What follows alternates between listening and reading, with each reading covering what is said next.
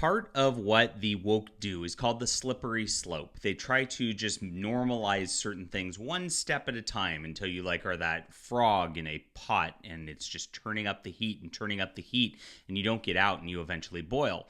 That's what they've been doing to our culture this entire time. And of course, X-Men 97 has a lot of these people working for this company that have done a lot of problems. We know it's Disney Marvel at the end of the day. People are hailing it just because the first couple of episodes don't have a ton of woke content or whatnot, even though people are going out there comparing the second episode to some Trump narrative, which is very interesting. But the stars of the show, and of course Bo DeMeo, who is the showrunner who got fired just before the show, probably because of his OnlyFans crap that he was putting up there, disgusting, are making it clear that the message is an integral part of this. So while everybody's quick to jump on this because it's less woke than other things, you guys got to be very careful. This is what Disney does, and this is what they attempt to do every single time. We're going to show you exactly what's being said by the star of Morph, of course, the non-binary character, which has been talked about quite a bit over the last couple months, just in a few. My name's John Delarose. I am the most trusted name in comics news, thanks to you guys. We are the editor-in-chief of Fandom Pulse, and of course, I make my own comics and books. Those are available on my web store. If you want to support an alternative to the mainstream industry, that's a lot of fun, that doesn't have any of the woke agenda, I would definitely implore you to come check out my books. These are awesome stuff, little something from everybody. If you have a specific question on any of the books, happy to answer in the description below. If you don't agree with my politics, if you're a woke fan of Disney Marvel, then you know what, you'll like my books too. I'm here for everyone. I really am. Thank you guys so much for supporting us over the years. It's been awesome. We've seen a huge increase in sales over the last couple months too, so it's been a great amount of fun. Let's get into the news here with X-Men 97. This came from CBR, and this actor did a interview with CBR, and of course we went and uncovered the fact that this actor's JP Karliak is a big queer, gay, whatever activist in the voice acting community. He runs an organization dedicated towards getting queers more jobs, basically. And so this is what this guy says, and he came in and said it didn't surprise him about the backlash over the non-binary Morph. I'll talk nice one day. But this happened, and of course there was a bunch of backlash over this because they started putting out promo material claiming Morph is non-binary. And then this actor, what did he do at this point?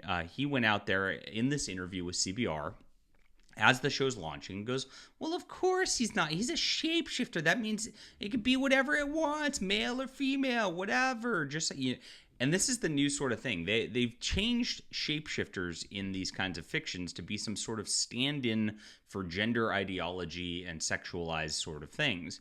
This is what they're trying to push on these characters at this point. This was not something that was what they were made of when it was a conceptual thing. Shapeshifters have existed in comics and science fiction for years and years and years. Nobody ever thought of it in these sorts of terms before. Morph is a boy. Morph has always gone by he in the show, and then this changes matters with the new X-Men 97 reboot.